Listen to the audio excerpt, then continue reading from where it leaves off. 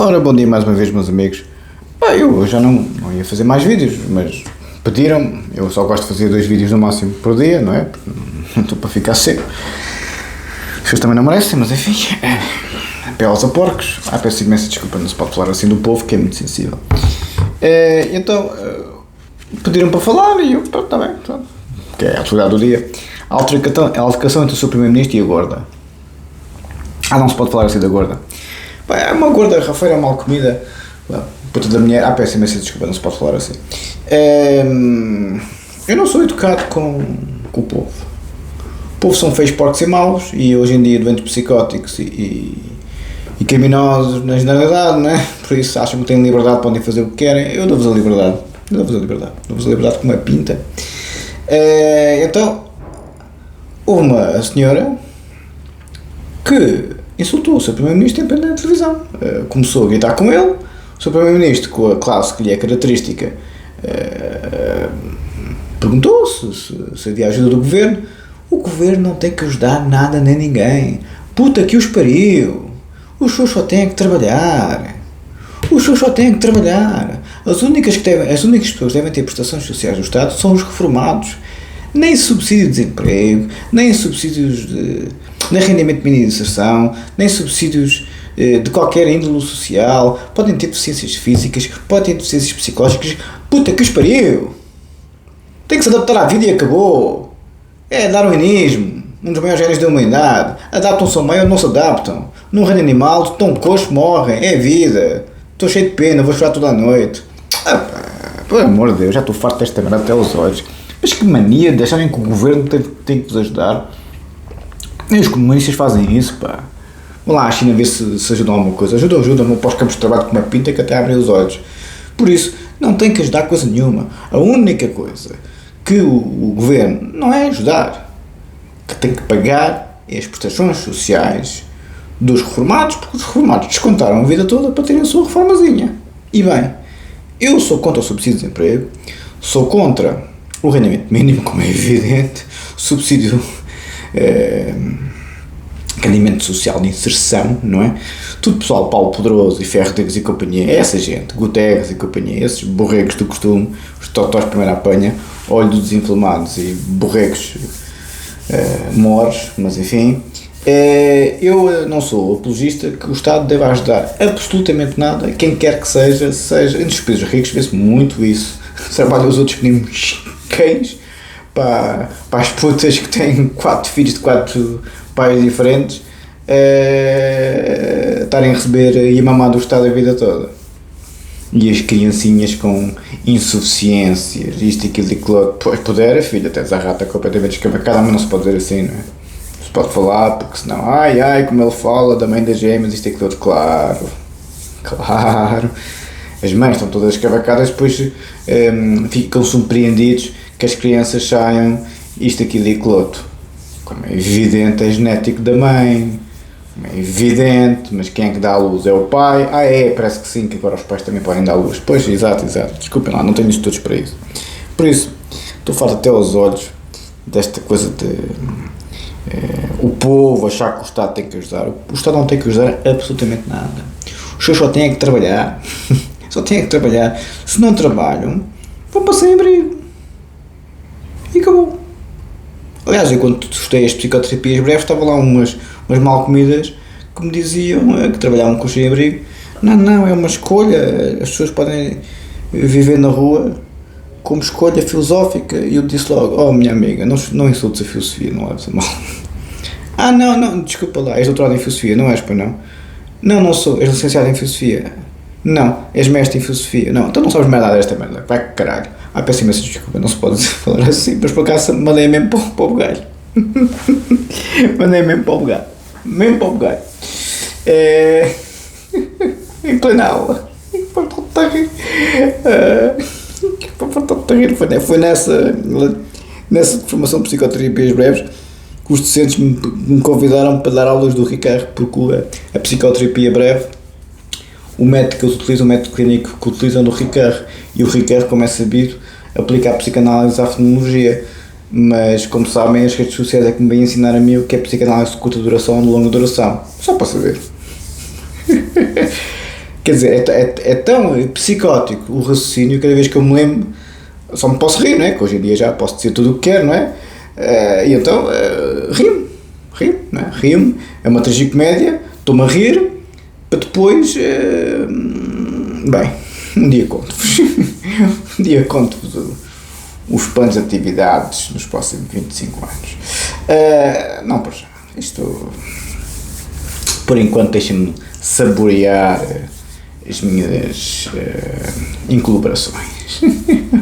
Por enquanto o meu prazer é profundamente pessoal, muito subjetivo. Então, como eu estava a dizer, realmente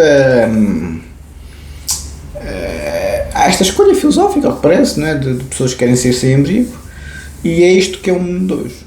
O mundo de hoje tem estas gordas, estes olhos afamados, todos os excluídos, todos os perturbados, tudo o que era doença mental, tudo o que era fraqueza de espírito e fraqueza intelectual,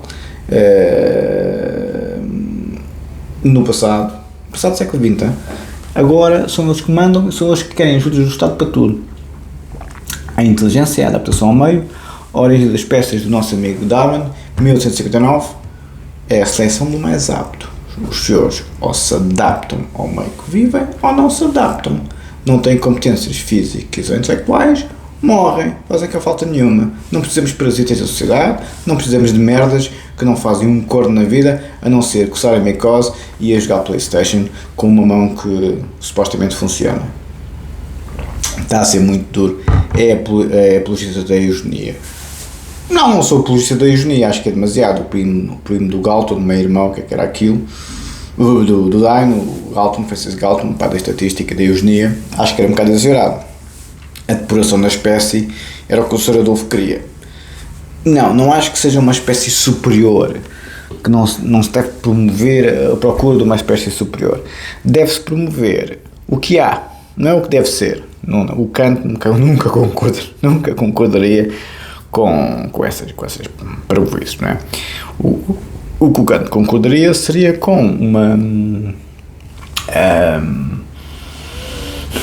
uma visão do ser humano como ele é. Se tem limitações, é a vida. Se não sobrevive, é a vida. O suicídio está aprovado do ponto de vista científico que quando uma pessoa se suicida, 8 pessoas pelo menos são fortemente impactadas para todo o sempre. As pessoas que cometem suicídio, quer dizer, que é muito comum nos países ricos. O Durkheim falava do suicídio anómico sem regras, sim. Depois de 26 anos de carreira clínica, graças a Deus não vou ter saudades nenhumas, o que é que eu digo sobre o suicídio? São as mentes mais fracas que eu vi à face da Terra. Qual patologia mental, qual carapuça. Também havia uma dinâmica depressiva subjacente, sem dúvida que sim. Mas porquê? Porque é que as pessoas em países ricos têm tudo, como é que se deprimem mais que o pessoal no Afeganistão e que o pessoal em países como a Somália ou outros países assim que são completamente pessoas autênticas? São fracos, fisicamente, psicologicamente, álcool, as famílias, né? Álcool, drogas, jogo, ou seja, é daí que vem a inveja, está a ver, Sr. Presidente? É daí que vem a inveja, não é só dinheiro, é também daí. São pessoas que, como dizia o Carlos Gustavo Jung muito bem, não há verdadeira doença mental. As pessoas é que, em inglês diz, they don't let go, ou seja, não se desprendem dessas fixações com dinâmicas completamente fantasiosas. E depois entram naquele delírio não psicótico, é um delírio neurótico muitas vezes e até esquizoide, e depois deprimem-se por escolha absolutamente própria, como é evidente. A patologia mental, exceto da psicose, é completamente livre-arbítrio, não venham cá a vitimizar-se, está bem? Pronto. Por isso, só estão na merda porque quiseram. Tiveram uma escolha filosófica, como disse a outra lá nas psicopaterapias breves. Acho muito bem. Escolheu ser sem-abrigo, só tens que levar com a merda do sem-abrigo. Muito bem, escolheste, não escolheste, então agora olha. Ou seja, eu só fiz o vídeo hoje para falar de matéria, porque eu, sinceramente, o Sr. Primeiro-Ministro, Vossa Excelência, tem uma paciência para lidar com a gorda. Diga ela para ir perder peso em vez de estar a pedir dinheiro do Estado. Para comer que nem uma larva, tem uma porca, já tens dinheiro, não tens, minha filha. Estás a pedir dinheiro ao seu Primeiro-Ministro, isto porquê, pá? O seu Primeiro-Ministro fez uma vida de trabalho como advogado, é rico sim senhora, o dinheiro é dele, estás com inveja, dá para a puta que pariu, pá, gorda de chuga. O Código de Processo Penal. Hoje, como se vê, hoje em dia tem muito pouca paciência para qualquer tipo de bocas ou observações XYZ. Qualquer coisinha, lá está, porque não tenho filtros nos dias de hoje, já não tinha, então nos dias de hoje, Nossa Senhora, né? Por isso, não, as pessoas no Ocidente precisam que seja dita a verdade. Eu ando sempre muito bem disposto, como se vê, estou todo encantado, estou sempre na brincadeira com o Dr. David e o amigo Zé Luís, o Sr. Engenheiro Zé Luís e o Sr. Engenheiro Avelino, que falamos bastante por WhatsApp, lá dos condomínios do Sudeste Asiático. Tem que ser condomínio, Dr. David. Tem que ser um condomínio, para ter a tal empregadazinha jovenzinha. Não se pode dizer estas coisas. Não, a gente quer é as gordas com bacalhau seco, a cheirar a peixe podre como empregada. Assim é que é. Dr. David, você que é o único solteiro, é o único que não vai ter problemas, que só começa a meter estas ideias aos engenheiros e ao amigo Celso. É um problema aos homens. Eu sou muito má companhia nestas coisas. Enfim, as senhoras vão-me pôr no alto de fé. Vamos para o Código de Processo Penal? Vamos primeiro para a minha tese, como é evidente, que eu estou aqui para impressionar as gordas, como é evidente. Nunca vi tanta gorda no Ocidente e tanto gordo. São uns texucos. É outra coisa que eu gosto no Sudeste Asiático. É pessoal elegante. O Ocidente são pessoas mesmo desleixadas, nojentos, javardes. Não tem nada contra os gordos.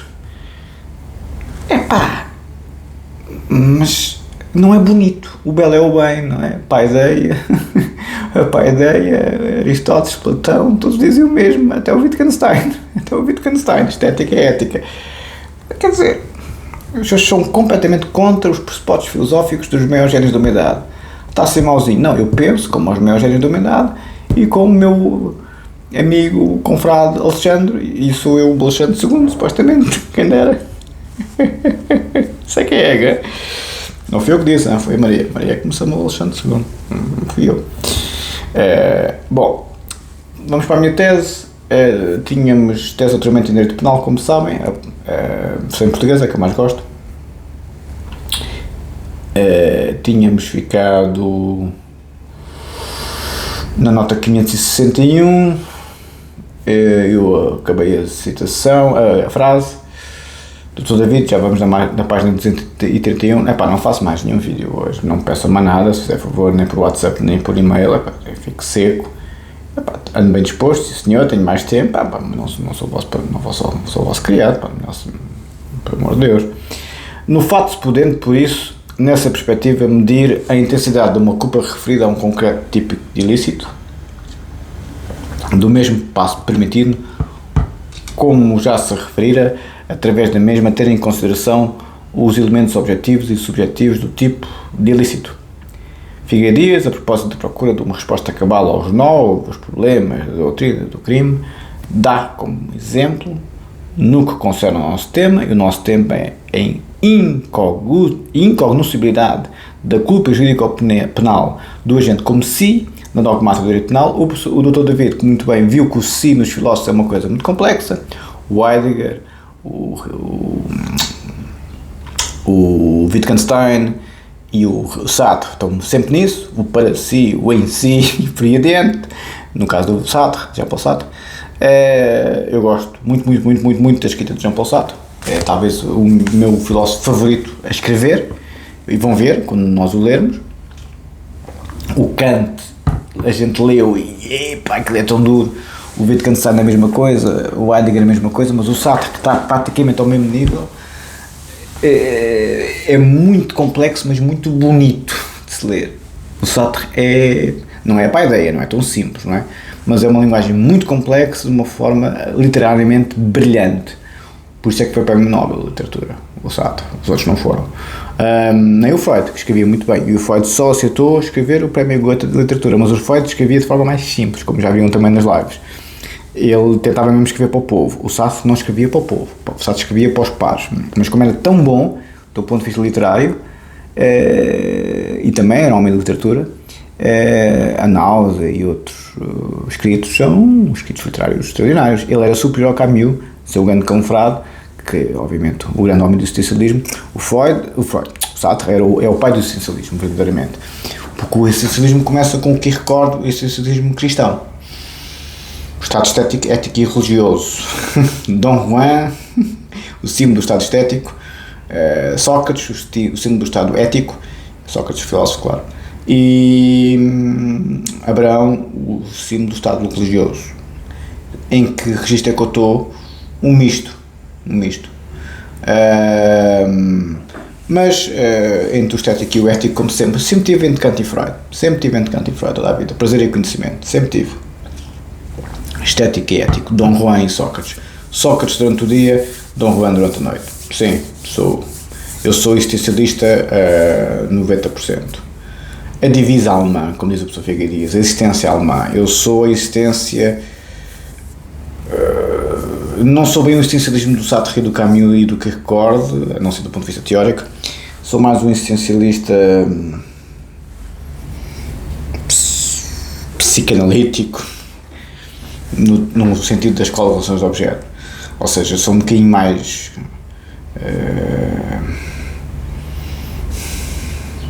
metafísico nessas coisas. Ou seja, não é só o prazer e o conhecimento, tem que ser a articulação entre os dois. Não pode ser as coisas separadas, como por exemplo o Goethe de certa forma dizia, e até o próprio Freud. Estão a ver? Eu aplico o que aprendo. Estão a ver? Vamos para Código de Processo Penal. Estamos no volume 1º, introdução. Ainda estamos em introdução.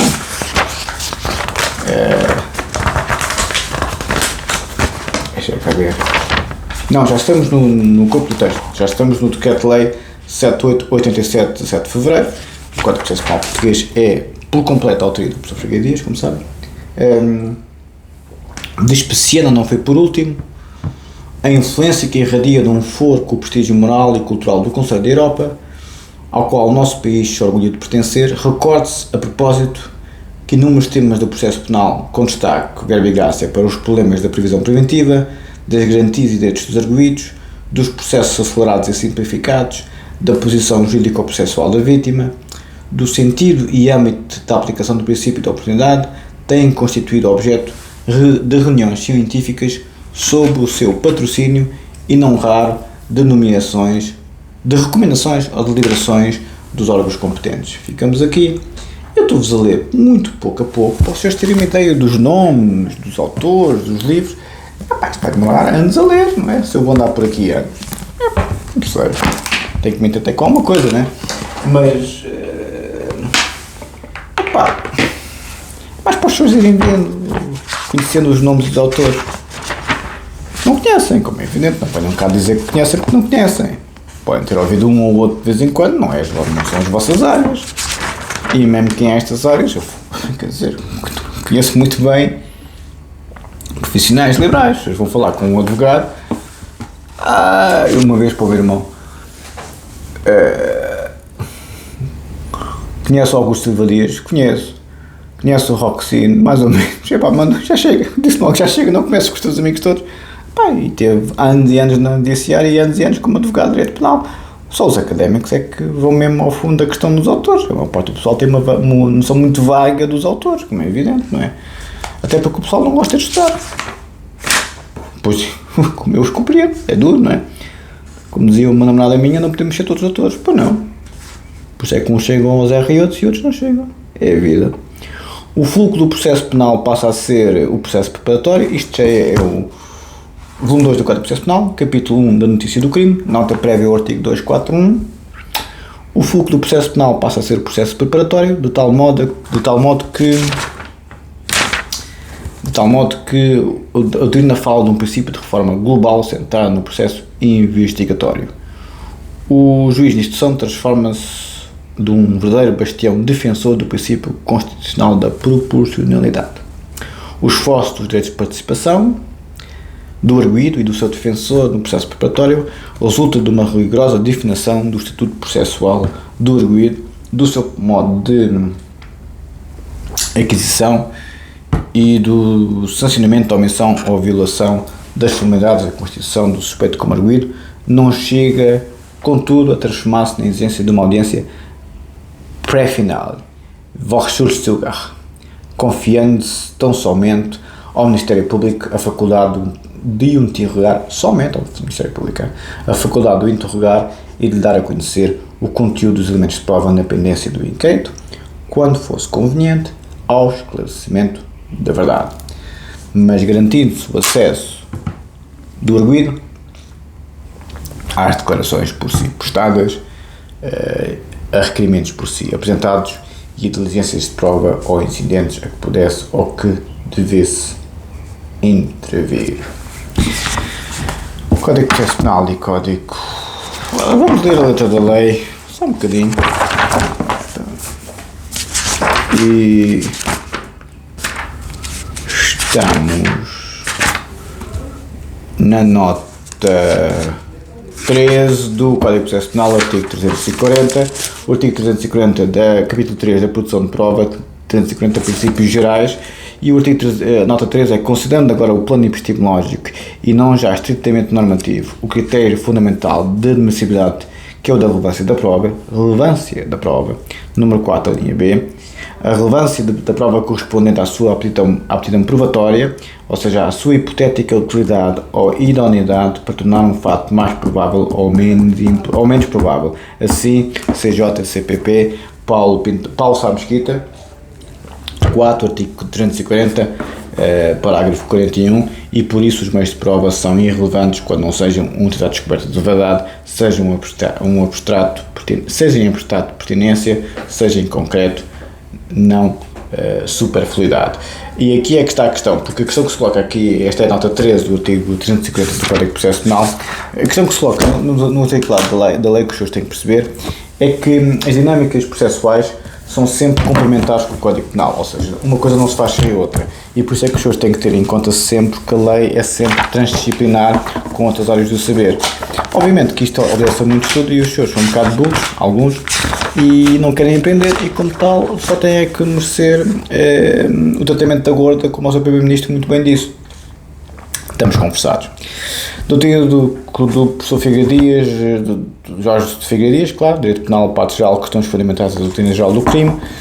Tínhamos ficado no Direito Internacional Penal. Por fim, existem alguns princípios de Direito Internacional Penal ou comum que podem servir como lei penal incriminadora, à luz do disposto no artigo 29.2 do Código da Constituição da República Portuguesa, assim se quebrando o clássico princípio de Direito Internacional, segundo o qual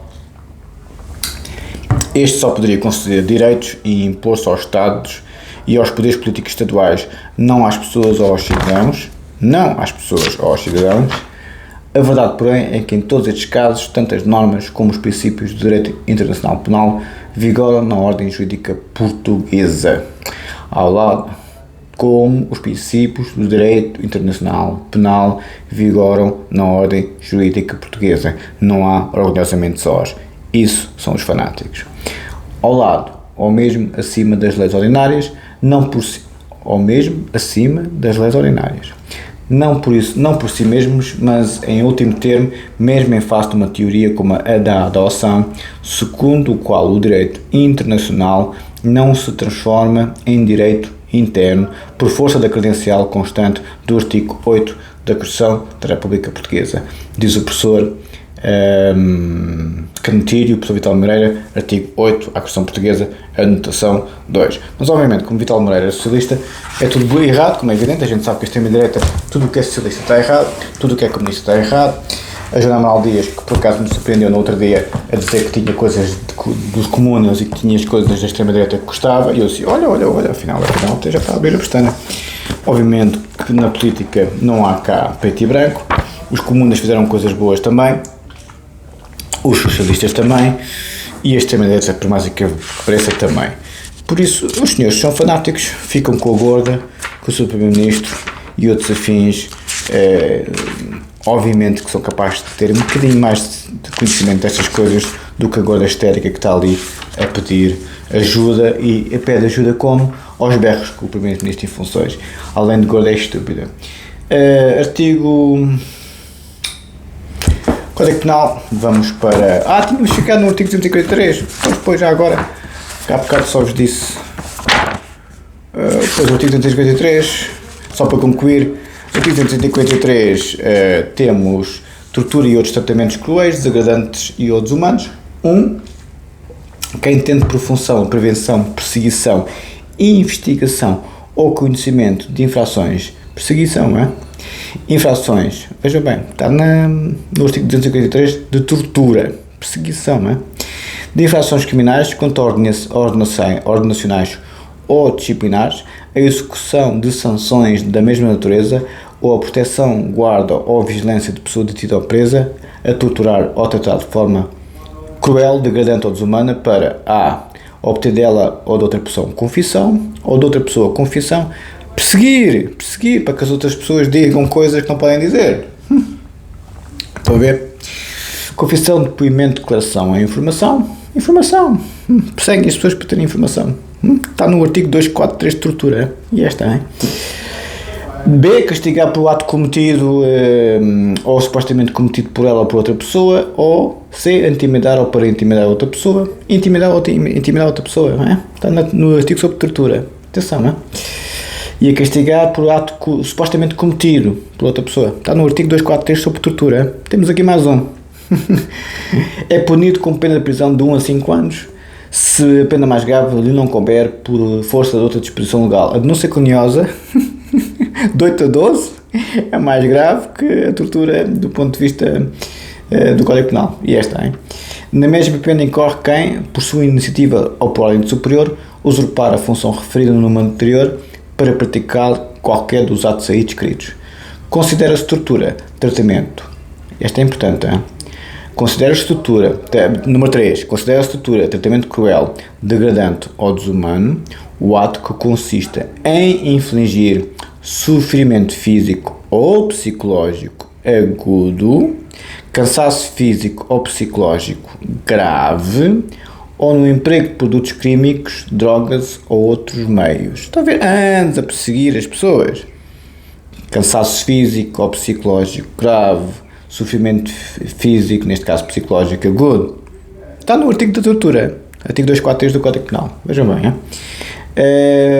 drogas ou outros meios naturais ou artificiais com a intenção de perturbar a capacidade de determinação ou livre manifestação da vontade da vítima. Se a pessoa lhe apetece fazer uns videozinhos nas redes sociais, é livre manifestação da vontade e a sua capacidade de determinação. Quem persegue este tipo de pessoas está a torturá-los segundo o Código Penal, e os senhores acham que eu sou mal educado a falar com os bandidos. O Código Penal diz que eles são torturadores. Atenção, como era no tempo das polícias políticas. As pessoas acham que eu estou a exagerar com a analogia com a polícia política e com a Inquisição. É o Código Penal que diz, no artigo 243, não é? Número 4. O disposto no número anterior não abrange os sofrimentos inerentes à execução de sanções previstas no número 1, como eu acabei de dizer, ou por ela ocasionados, nem as medidas legais privativas ou restritivas de liberdade. Ou seja, onde eu quero chegar, e eu vou ser sincero, já nem sei o que é que eu estou aqui a fazer, porque acredito que as questões das redes sociais são tão contra o direito, contra a filosofia e contra a ciência. As pessoas que estão nas redes sociais têm que ter também uma paciência de santo em perceber que existe da parte da própria dinâmica virtual uma dinâmica, passando a redundância, refratária ao mundo real, ao mundo da vida, à Lebenswelt, ao mundo da vida, como dizia o Husserl. E aí é que está a questão. As pessoas têm que perceber que as redes sociais estão a promover, não é o Ricardo Araújo Pereira, o Sr. Engenheiro Avelino, com o devido respeito, quem está a fazer a cabeça das pessoas nos dias de hoje são as redes sociais. E como é tudo uma camada de doentes mentais e de criminosos, inclusive torturadores, como agora o Código Penal foi bastante explícito, estas pessoas são ilustrativas do pior que a humanidade produziu até hoje, que foi a Inquisição e as polícias políticas. Estou farto de insistir. Isto tornam-se assassinos como os tripadores de Charlotte, que nas sombras, usando inteligência artificial, usando os computadores dos dias de hoje, usando o computador como se fosse uma carta armadilhada lá Kaspersky, neste caso são vídeos armadilhados, fazem o que os assassinos sempre fizeram, não é? Primeiro torturam e depois matam, como é evidente. É a vida, com quem acham que podem, né? E depois, quem vive pela bala morre pela bala, como é evidente. Tínhamos ficado aqui na minha tese, doutoramento em Direito Penal, como sabem, só para concluir o raciocínio, na questão do si, que eu já mesmo logo. O si é uma questão fundamental para os filósofos. Como eu estava a dizer, o si na dogmática do direito penal, e isso é que eu trabalho tanto a questão do si na minha tese de doutoramento em Direito Penal, na minha tese de doutoramento em Filosofia e até na minha tese de doutoramento em Psicanálise, porque o si é uma questão que nem o Heidegger, nem o Ricard, nem o Sartre, nem toda a gente que se dedicou a isso, o professor Damasio e por aí adiante, conseguiu ainda resolver. A neurologia do professor Damasio não conseguiu resolver a questão do si, nem o direito penal, como é que isso pode constatar, nem a filologia hermenêutica do Heidegger, é mais a ontologia, o Heidegger, pronto, a derivação é mais Habermas, Gadamer e Ricard para a hermenêutica, mas o Heidegger também é uma hermenêutica para nós, e talvez o melhor deles todos. E nem o João Paulo Sartre com a sua ontologia fenomenológica pura, ok? Questão do si. Está a ver, Dr. David, que perguntou isso na live. Que a punição de fatos cometidos com dolo, com impunidade de atuação, a título de negligência ou alargamento da punição, a estes só se poderá significar que o que distingue as duas formas, estou a citar agora, as duas formas de comportamento, haja de ser, ou pelo menos haja de ser também, uma diferença de culpa, exprimindo então dolo e negligência. Lembra-se da dupla evolução valorativa do dolo, do professor Iecheco, o professor Figueiredo Dias discorda? Vem aqui. Diferentes conteúdos materiais da culpa, cada um com o seu significado e os seus critérios próprios. Diz o professor Figueiredo Dias sobre o estado atual da doutrina do crime, primeira parte, sobre os fundamentos da doutrina e a construção do tipo de ilícito, em Revista Portuguesa de Ciência Criminal, 1991, página 51, em matéria de consequências jurídico-penais, conferir Figueiredo Dias, Direito Penal Português, parte geral, tomo 2, as consequências jurídicas do crime, 1993, página 217, 218, página 239. Eu ainda queria ir para o canto e para o live, não sei mais o que, já chega, hoje já demos matéria suficiente, muito obrigado.